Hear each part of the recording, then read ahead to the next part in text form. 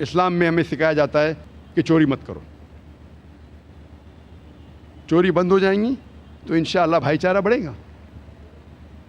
اسلام کا ایک رکن ہے زکوٰۃ.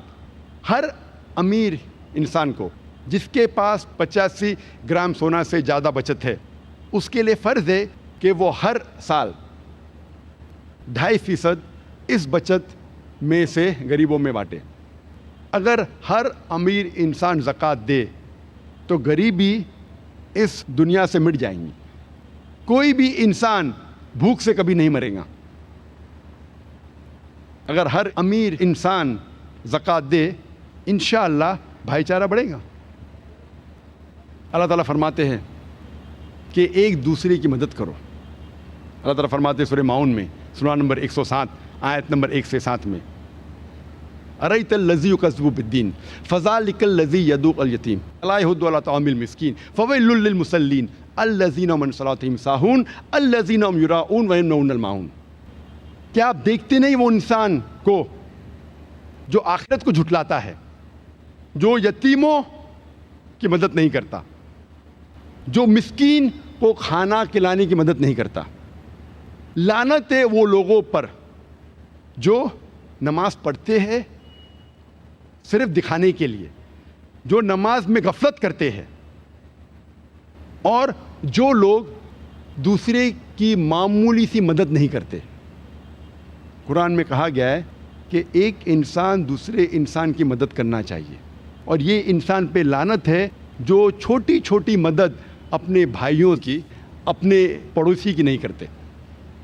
اگر ہر انسان اپنے پڑوسی کی مدد کرے, اپنے بھائیوں کی مدد کرے, انشاءاللہ بھائی چارہ بڑھے گا. اللہ تعالیٰ فرماتے ہیں قرآن مجید میں سورہ نمبر 17 میں سورہ اسراء میں آیت نمبر 26 اور 27 میں کہ جو فضول خرچی کرتے ہیں وہ شیطان کے بھائی ہے. فضول خرچی کرنا اسلام میں حرام ہے. فضول خرچی بھائی چارے کو روکتی ہے. قرآن مجید میں کہا گیا ہے سورہ بقرہ میں سورہ نمبر 2 آیت نمبر 188 میں ورس نمبر 188 میں